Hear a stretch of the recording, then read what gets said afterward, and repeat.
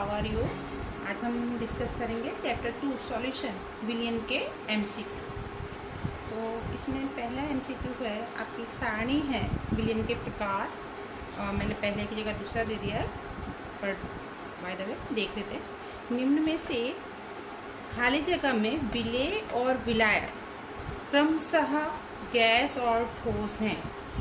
क्रमशः गैस और ठोस हैं। दैट मीन्स विलेय आपका क्या होगा, गैस, और विलायक ठोस है। आप सारणी पढ़ोगे तो आपको क्लियर हो जाएगा। आपको विलेय और विलायक के प्रकार के आधार पर 3 विलियन के प्रकार दिए गए हैं, गैसीय, द्रव और ठोस। तो यहाँ पर देखिए 4 ऑप्शन है आपके पास। O2N2 कपूर का नाइट्रोजन में विलियन, जल में घुला हुआ ग्लूकोज और हाइड्रोजन का पेरिडियम में विलियन। मेरा क्वेश्चन है विलेय और विलायक क्रमशः गैस और ठोस हैं। इसमें विलेय हाइड्रोजन गैस है और विलायक ठोस पेरिडियम में विलियन।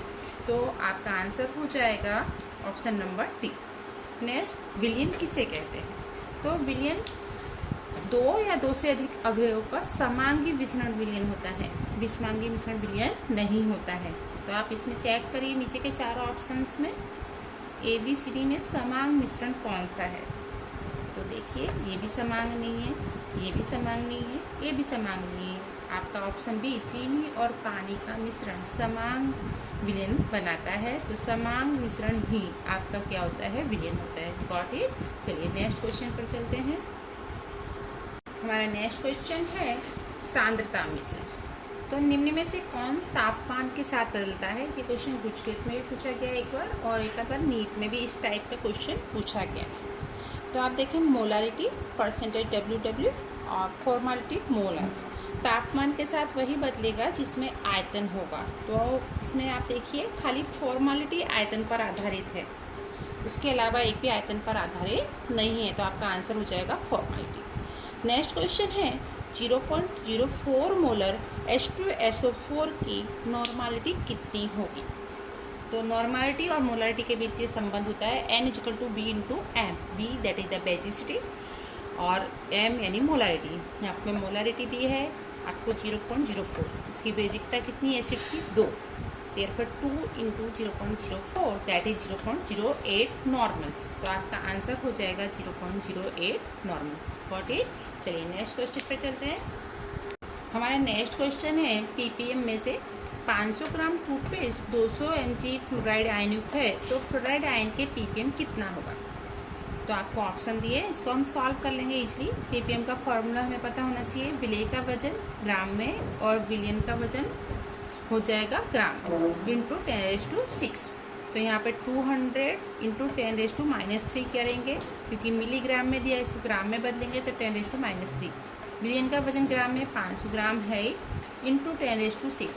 यहाँ पे 200 × 10⁻³ और डिवाइड बाय 500। 0 0 कट गया, 5 से डिवाइड करेंगे तो आपको आंसर क्या मिल जाएगा, 400 ppm। तो इसको आप फटाफट सॉल्व कर सकते हो बिना कैलसी के भी।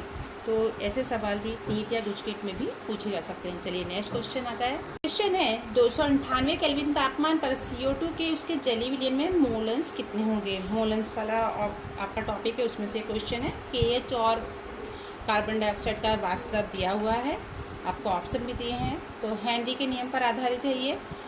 PCO2 = KH × X। कोई भी गैस हो वहाँ पर इस गैस को लिखेंगे, नहीं भी लिखोगे तभी P = KH × X।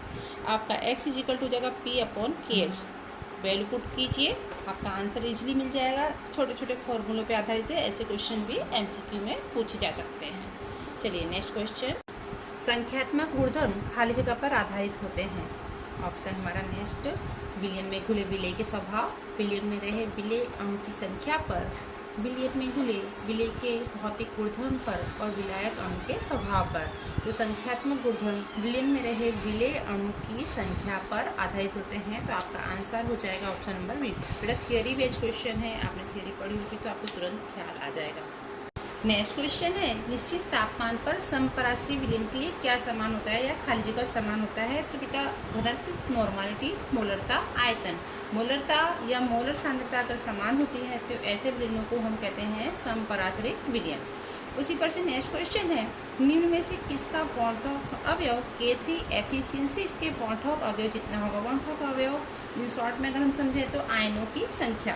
तो यहाँ पर Fe3CN6 का आप आयनीकरण करेंगे तो आपने कॉम्प्लेक्स कंपाउंड में देखा होगा कि ये कॉम्प्लेक्स कंपाउंड में इन दोनों के बीच ही आयनीकरण होता है, इसका आयनीकरण होता नहीं है, ये पूरा एक आयन है।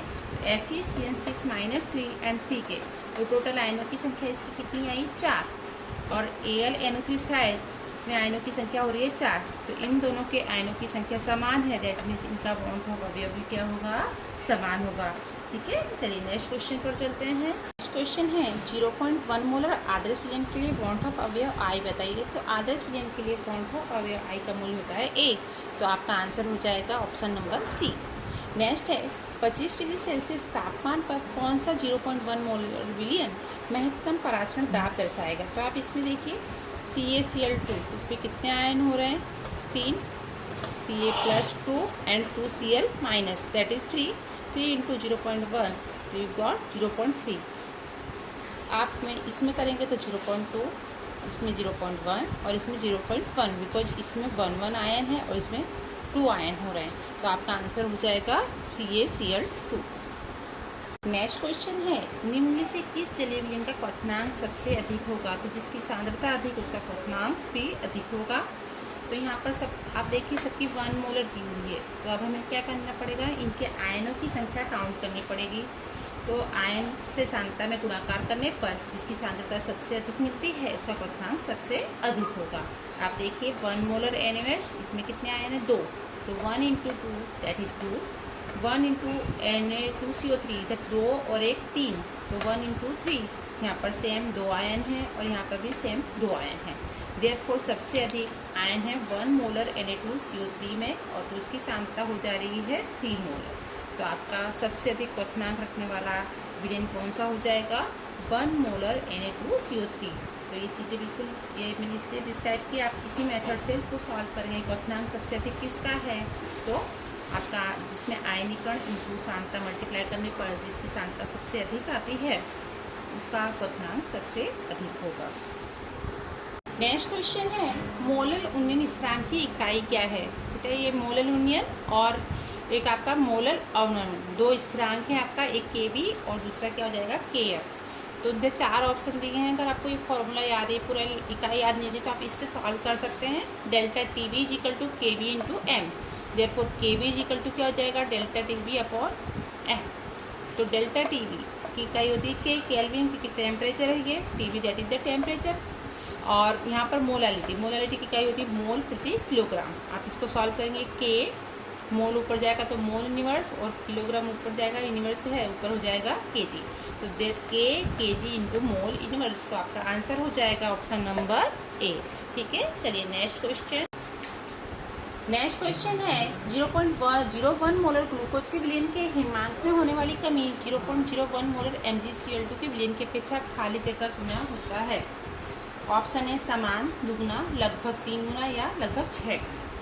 तो हिमांक में होने वाली कमी बॉन्ड ऑफ फैक्टर पर ही आधारित होती है। तो इसका बॉन्ड ऑफ फैक्टर देखिए, ग्लूकोज का कितना होगा 1 और MgCl2 का बॉन्ड ऑफ फैक्टर है 3, तो ऑब्वियसली उसके होने वाली कमी कितनी हो जाएगी 3 गुना। तो आपका आंसर हो जाएगा लगभग 3 गुना।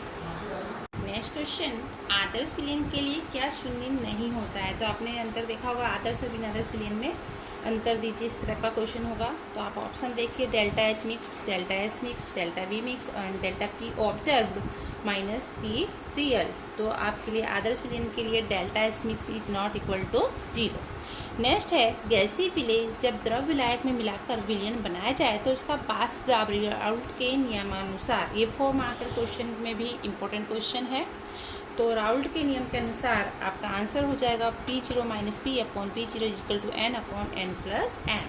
तो that is the answer. 4 marker theory में भी ये क्वेश्चन इंपॉर्टेंट है, तो उसे भी अच्छे से तैयार कर लेंगे आप। नेक्स्ट क्वेश्चन है प्रोटॉन और पॉलीमर जैसे पदार्थों का आणविक द्रव्यमान ज्ञात करने के लिए किसका उपयोग होता है।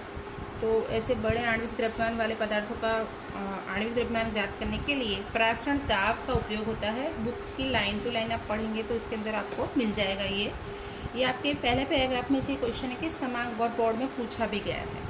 समांग विलयन में रहे कणों का व्यास खाली जगह होता है। तो समांग विलयन में रहे कणों का व्यास होता है 10⁻⁹ मीटर, दैट इज 1 नैनोमीटर।